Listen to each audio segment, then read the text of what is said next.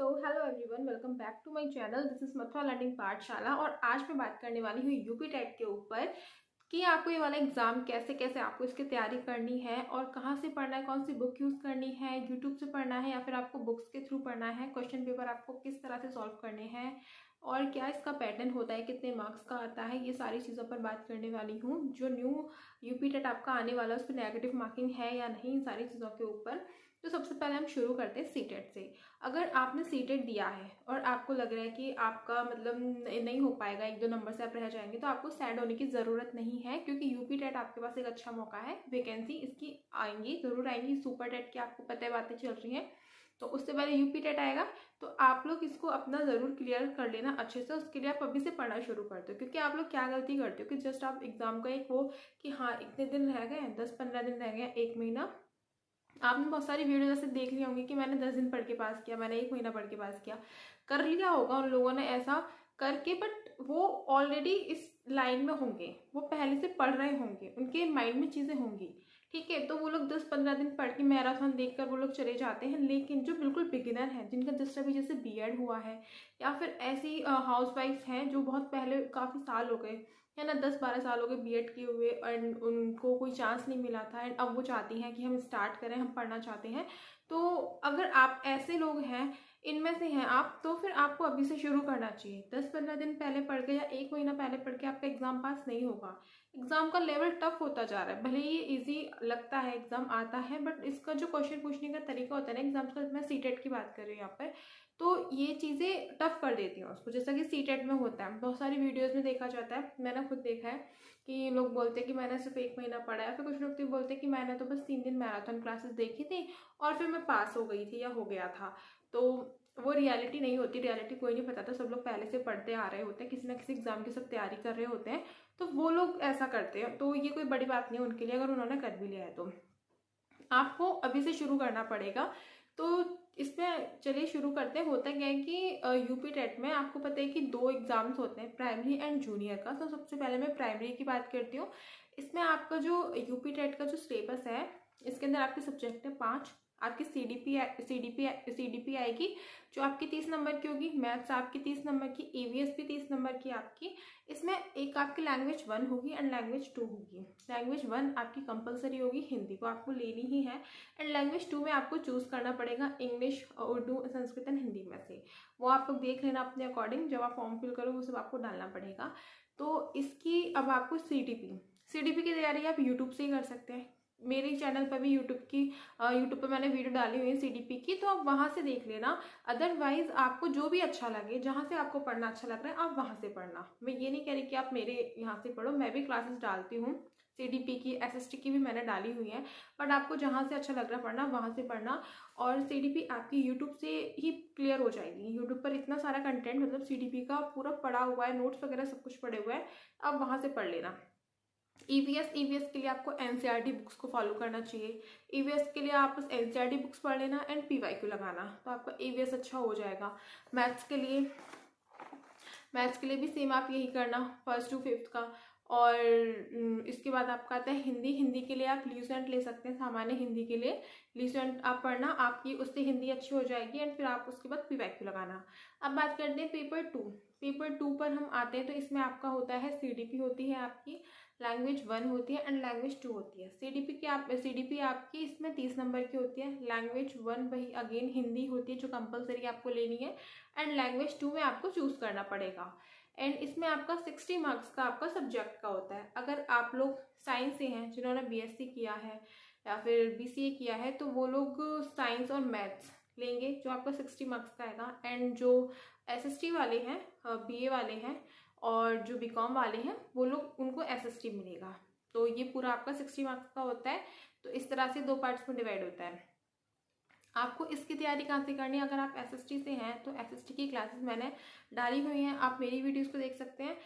NCERT books मैंने शुरू कर दी थी करानी, और मैं इसको अभी और भी कंटिन्यू कर रही हूँ 1 by 1। तो एनसीईआरटी बुक्स आपको फॉलो करनी है इसके लिए, एसएसटी के लिए। एंड साइंस और मैथ्स की भी आपको एनसीईआरटी बुक्स ही पढ़नी है, 6 to 8 वाली। और इसके अलावा सीडीपी सेम आपका वही रहेगा सब्जेक्ट का, बस इसमें सिलेबस में कोई चेंज नहीं होता। बस थोड़ा सा लेवल टफ हो जाता है, जो क्वेश्चंस होते हैं ना वो थोड़े से हाई लेवल के हो जाते हैं जूनियर में। अदरवाइज आपका दोनों का सेम है। अगर आप प्राइमरी के लिए पढ़ रहे हैं ना, अगर आपने दोनों बीटीसी और बीएड दोनों अगर आपने किया हुआ है, तो आप पेपर 1 और पेपर 2 दोनों देना चाहते हैं यूपी टेट का, तो आपको सीडीपी सिर्फ एक ही जगह से पढ़नी है। क्वेश्चन आप लगाएंगे तो आपको चीज़ें समझ में आ जाएगा लेवल का क्या अंतर है।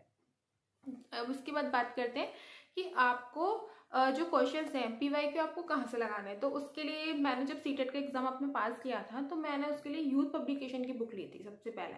यूथ पब्लिकेशन की बुक बहुत अच्छी है। उससे मैंने जो क्वेश्चन पीवाईक्यू दिए थे बहुत हेल्पफुल थी वो बुक मेरे लिए। उससे क्या होता है ना कि बुक से पढ़ना थोड़ा ईजी होता है। मतलब मैं अपना बताऊँ तो जब मैं किताबों से पढ़ती हूँ ना, तो मैं थोड़ा ज़्यादा देर तक फोकस करके पढ़ पाती हूँ।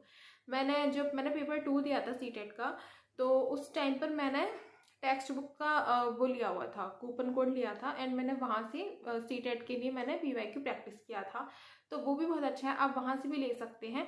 लेकिन मैं थोड़ा बुक से पढ़ने में ज़्यादा कंफर्टेबल हूँ, तो मैं बुक को ज़्यादा प्रेफर करती हूँ।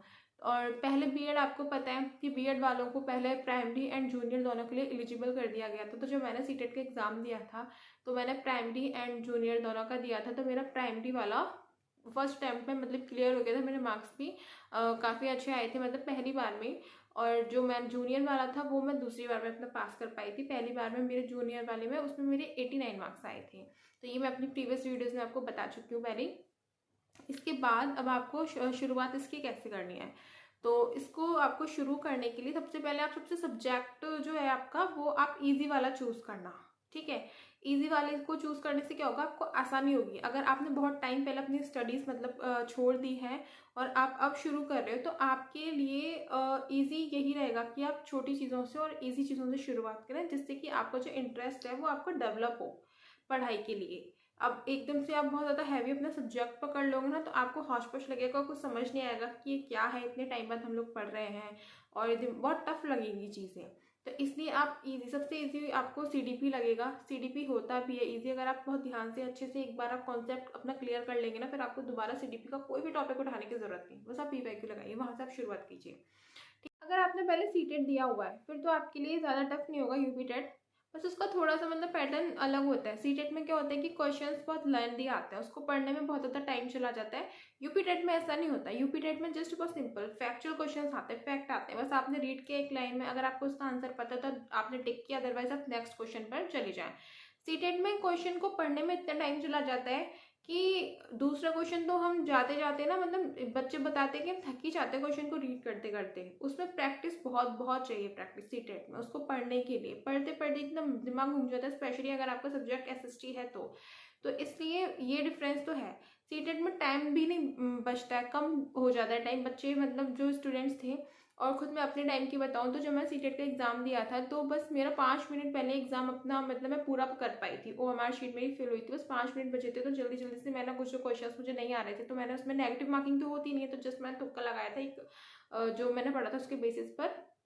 लेकिन आपको यूपी टेट में ये चीज़ नहीं देखने को मिलेगी। यूपी टेट में बल्कि आपका पेपर 1 घंटे में ख़त्म हो जाएगा, है ना। आप बैठ ही रहोगे, आपको बहुत बार रिवाइज करने का, मतलब उसको चेक करने का कि आपका कौन सा क्वेश्चन सही है, या फिर आपको जो भी नहीं आता है उसको ठीक से पढ़कर लगाने का समय मिल जाता है। क्योंकि इसमें बहुत लेंथी क्वेश्चंस नहीं होते, बहुत के बिल्कुल लेंथी नहीं होते, बहुत छोटे छोटे से ही आते हैं क्वेश्चंस।